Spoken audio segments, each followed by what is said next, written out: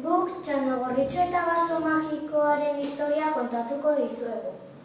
Bazen behin, baso magiko batean neskatxa bat bizi zena.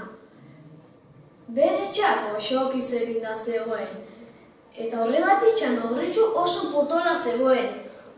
Hortzak beltzak zeuzkan. Azukrearekin garbitzen baitzituen. Egun batean, bere amak janaria eman eta amonaren etxera bidali zuen. Bidean, otsoarekin topo egin zuen. Otsoak ile arroxa, begi horiak eta ahots fina zuen. Honela esan zion. Nora zoaz Txanogorritxo? Amonaren etxera, gaixo dago eta?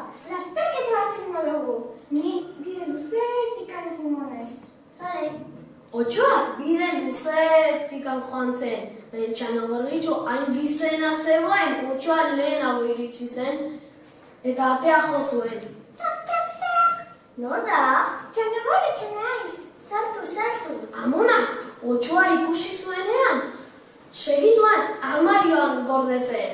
Eta Txanogorritxo iritsi zenean berriro. Tok. Nor da? Txanogorritxo naiz. Sartu. Otsoa ohean etzanda zegoen, eta Txanogorritxok galdetu zion. Amona, ze begi handiak dituzu? Zu, abeto ikusteko. Amona, baina ze belarri handiak dituzu? Zu, abeto entzuteko. Amona, baina ze hau handia daukazu? Zu, abeto jateko!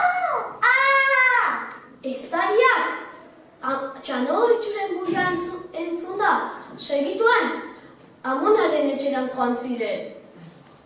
Baina baso hura magikoa zenez, eztarien armak lore petaloak ziren. Eta lorea otsoa ukitu zutenean, otsoa txakurkume potxolo eta txiki bat bihurtu zen. Txakurkumea Txanogorritxok hartu zuen. Ordu ezkero, Txanogorritxo egunero mendira joatezen ibiltzera txakurkumearekin. Janari osasuntxua jaten zituen, barazkiak, entsalada, fruta. Hortzak, hortzetako pastarekin garbitzen zituen, eta horren ondorioz Txanogorritxo argaldu egin zen.